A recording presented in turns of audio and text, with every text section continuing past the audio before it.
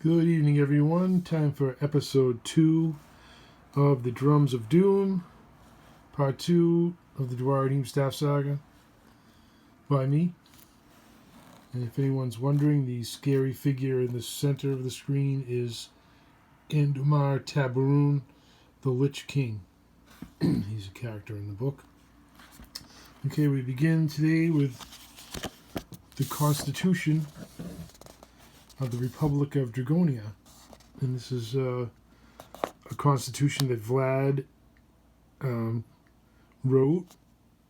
Basically, I felt that if we're going to have a rebellion against a despotic government, you need to have a Declaration of Independence and a constitution, an idea of where you're headed, just like the Founding Fathers did for our country.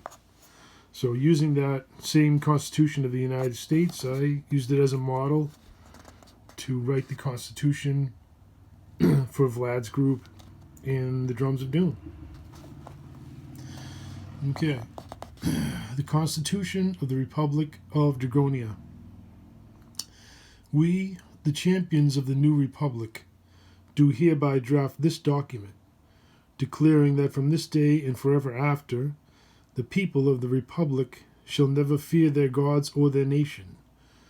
The new Republic shall eternally establish that all people are born with certain natural rights and that these rights shall be inviolate.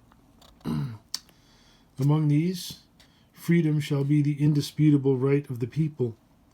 Moreover, these freedoms shall include but not be limited to freedom of worship, freedom of faith, freedom of opinion, including the freedom to voice that opinion in lawful assemblies, freedom to own lands, freedom to vote in public elections, with this freedom pertaining to all, including those without titled lands, freedom to bear arms at all times and in all places sufficient to secure one's own defense, and the general freedom to go where one wills, unless those travels should trespass on another's freedom. The people shall be guaranteed the absolute right to a free trial, be they citizen or immigrant. All matters of law shall be presided over by a lawgiver appointed by the local community in free election. Only an impartial jury, consisting of peers of the accused, shall decide final judgments. Levying of criminal reparations owed to victims shall take place according to Brehon law. Only in circumstances where no other recourse can secure the safety of the people shall the punishment be death. And Brehon law is an old legal system that was in effect in ancient Ireland and elsewhere. And basically, crimes had a price. If you committed a crime, you were expected to pay recompense to those you committed it against. That's what Brehon law is all about. Okay. The people will secure the abolition of slavery throughout all of the lands of the Republic. This abolishment shall also include those trapped by indentured servitude and held in needful poverty by their indifferent masters. It shall also be the responsibility of the enslaved to reveal their servitude, and like prisoners of war, it shall be their constitutional right to escape. Such acts of revolt and uprising shall not constitute a crime against master, nation, or God, and as such will be unpunishable by law. The military shall exist to defend the nation against foreign aggression, and to protect the people against unlawful insurrection and uprising within the Republic. Attempts by religious zealots or wanton despots to usurp local rule or disassemble the lawful government of the Republic defines illegal insurrections. Rescue, homeland defense, and the lawful apprehension of fugitives constitutes the legal basis for the formation of local militias. Vigilantism, having no place in a civilized nation, shall be unlawful and punishable by law. Hunting, trapping, and fishing for the purpose of subsistence is the legal right of the people in all of the wild lands of the Republic. Landowners shall reserve the right to allow or disallow the use of their property by outdoorsmen. Trespassers are accountable for poaching and any damages to private property or citizens. Amendments to this Constitution require a majority vote of Parliament. Careful consideration must accompany each amendment, new policies holding freedom in the highest regard.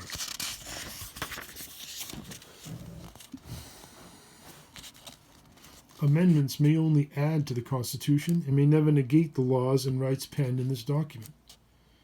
Enemies of freedom shall be enemies of the Republic, and such foes may constitute the necessity of a declaration of war, its proclamation requiring majority vote by Parliament. No one leader shall ever lawfully declare war against another people or nation in the new Republic. From this day forward, the Republic of Dragonia will be a cradle of civilization, a country where the meek shall be able to walk from coast to coast, wheresoever they will, without fear for their safety or their lives. It shall be a community of equals, born with the freedom to pursue their individual dreams, pioneer uninhabited lands, and worship what gods they will. Acknowledging the existence of powers and laws greater than those of mortal kind, and fully knowing that our lives are likely forfeit, our bodies destined for torture and execution, we of the Dakar Noir do hereby ratify this document with our signatures penned below. Signed Vlad Lucheron, Derek Al Luan, Elric du Renarden, Shiran Koldrun, Andreol Donorum, Dorlin Varul, Olak Tempestus, Draco Pertinax, and Monica Elfar, as well as Ariana, Queen's daughter. The above signed individuals bear witness to this document on this day, the 7th of Sanguis, in the year 2032, before all the gods in the heavens above. To these qualities in the highest we shall ever aspire, until the people of Dragonia are free, to the last man, woman, or child, and unto our last breath. So we solemnly swear. Why did you sign your name so boldly, Vlad? Monica asked. So that the queen will be able to read it, Vlad said, all the way from her throne at Farad Hoth.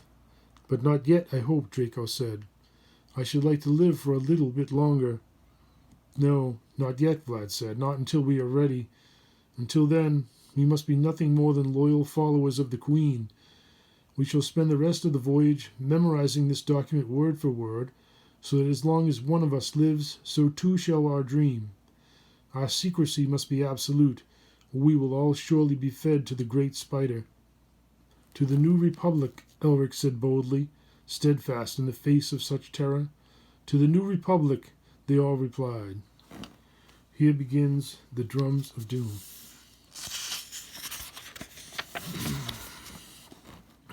One-Eyed Jacks.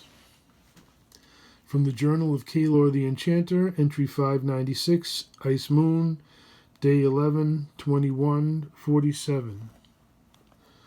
6 months had passed before I saw the 3 lads again. They had gone off to Hard Pass to guard the Knoll Hills, as I had done so long ago. And after facing many hardships, they once again longed for the peace and adventure of my story. In fact, Kerr's son Kragan was himself a corporal in his 3rd year of service, and he was doing quite well by all accounts.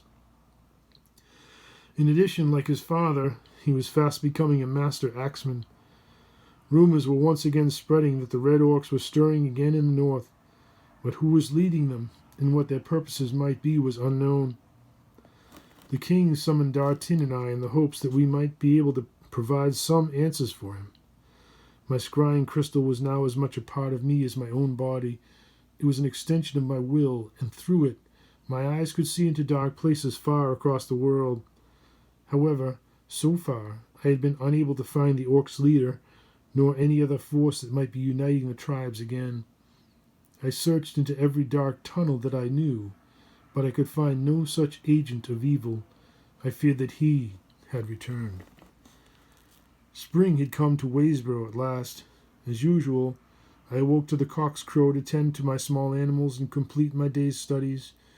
Raven was squawking at me, demanding release from his oval cage. He was a good bird, but like most of his kind, he had a penchant for stealing shiny objects, like my spectacles, magic rings, and similar baubles, things of little use to a crow, but critical to a wizard.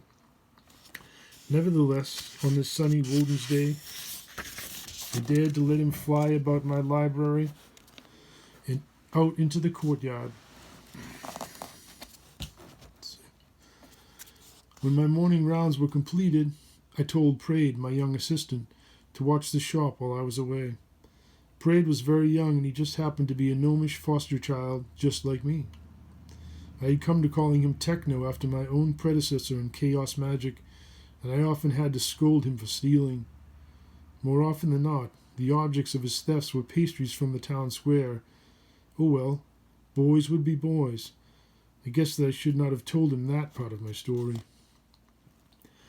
I was leaving for the tavern with purpose, for I had seen my 3 young listeners ride into town, and I knew that they had just arrived on their first leave. I remembered our first meeting like it was yesterday. Promises are promises, and I longed to tell them more of my story. The cool spring air smelled like hope and new life. It was the perfect day for a reunion. It was the perfect day for memories. With my energy restored, I found a new bounce in my step that I thought I had lost. I strode down the road to the inn, and up the steps I went. Passing through those barroom doors brought my memories back in a rush. It was a strange feeling, much like the familiarity of home. I had to hold back the rushing tide of memories of people and times long past. The weight of it on my shoulders was like a living thing, struggling to hold me back. Only my belief that there was still good in the world allowed me to win the battle and walk on. Waysboro was still a peaceful place, and the patrons of One-Eyed Jacks were honest, hard-working, and bonded by friendship. Looking across the tavern's hall to my table, I saw that the young lads had already sat down to lunch, and Sonia had joined them. Just like old times. Between them, where the sun fell from a nearby window, stood my empty chair. It had long legs with spindles for footrests, and a seat that sat me man-height. A frosty mug of ale rested there waiting for me, and beside it laid a small pouch of tremweed. It seemed that they still wanted to hear the rest of my tale, after all. "Nice to see you, Kalor," they said. "We'd hoped that you'd come by today." "Now, Polly," I said, "you don't think that I'd miss a chance to finish my story, do you?" We spoke of simple things for a while, like people who have been long apart, but whose love for one another remains undying. After we exchanged tales of the adventures that we had since our last meeting, I began my tale anew.